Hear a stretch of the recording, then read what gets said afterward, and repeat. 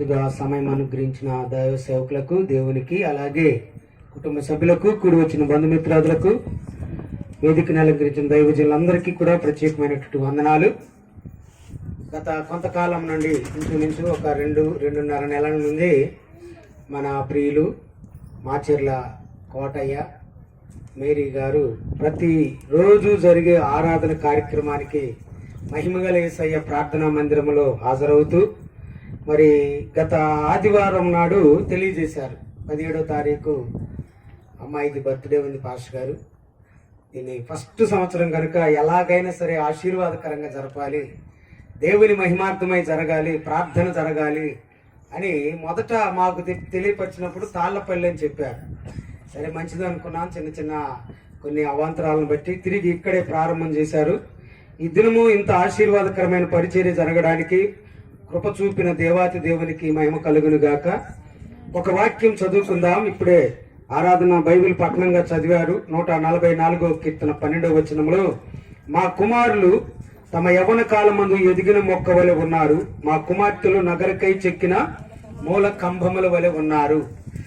ఈ మాట కీర్తనకారుడైనటువంటి దావీదు తన యొక్క బిడ్డలను గురించి కానీ, తన దేశవాసుల్లో ఉన్నటువంటి బిడ్డలను గురించి కానీ ఉద్దేశించి ఈ మాట తెలియచేస్తున్నాడు. మా కుమారులు.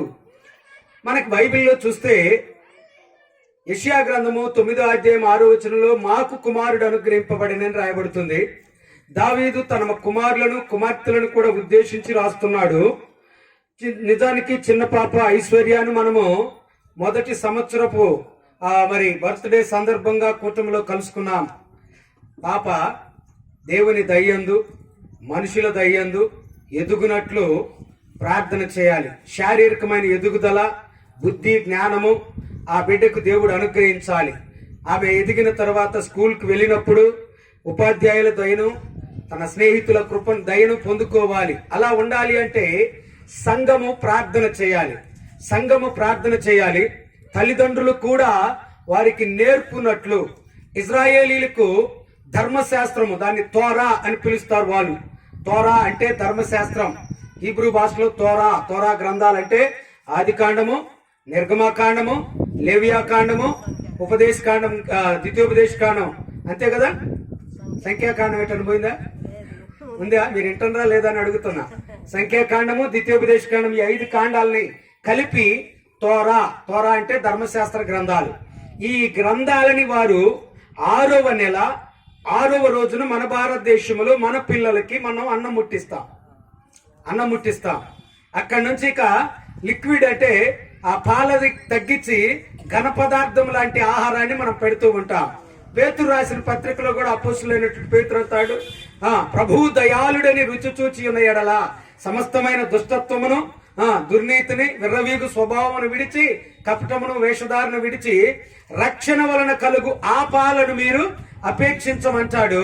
రక్షణ వలన కలిగే ఆ పాలలో దేవుని ధర్మశాస్త్ర సంబంధమైనటువంటి ఆజ్ఞలతో కూడిన విషయాలు ద్వితీయోపదేశ కాండము 6వ అధ్యాయము 6-7 వచనాల్లో మీరు కూర్చున్నప్పుడు, లేచినప్పుడు, త్రోవను నడుచున్నప్పుడు, పడుకున్నప్పుడు మీరు మీ ఈ ధర్మశాస్త్ర గ్రంథములోని విషయాలు మీ పిల్లలకి అభ్యసింప చెయ్యాలి అని రాయబడుతుంది.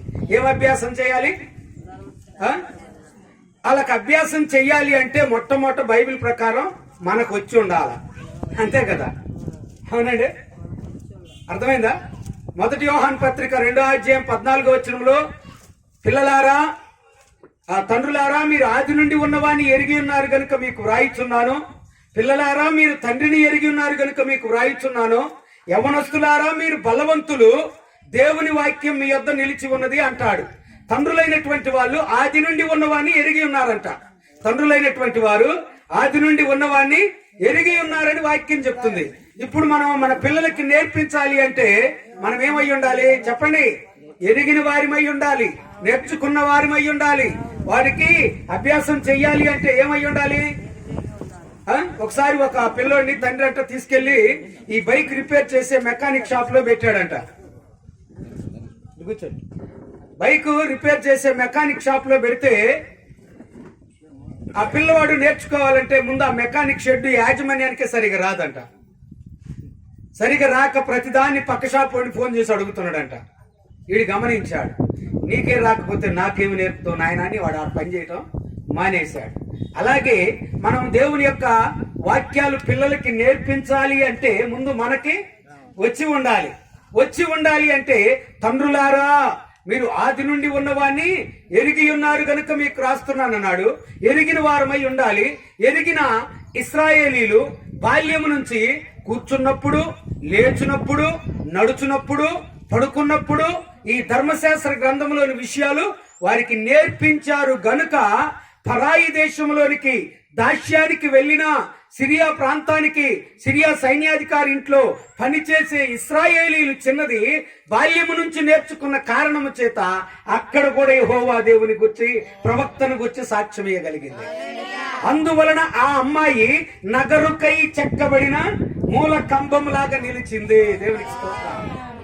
చిన్ననాడే తల్లిదండ్రులు కోల్పోయినప్పటికీ బాల్యము నుంచి దేవుని యందు భయభక్తులు కలిగి మంచి ఆత్మీయంగా పెంచబడినదై మరి మొర్దుకై ఆధీనములో పెరిగిన హదస్స లేక ఎస్తేరు శ్రమకాలములో రాజరికానికి లేకుంటే అంతఃపురములో ఉన్నప్పటికీ అందాన్ని సౌందర్యాన్ని లెక్క చేయక ఉపవసించి ప్రార్థించగలిగి ఆ దేశములో ఏమయ్యింది? నగరుకై చెక్కబడిన మూల కంబంలాగుంది. దేవునికి స్తోత్రం.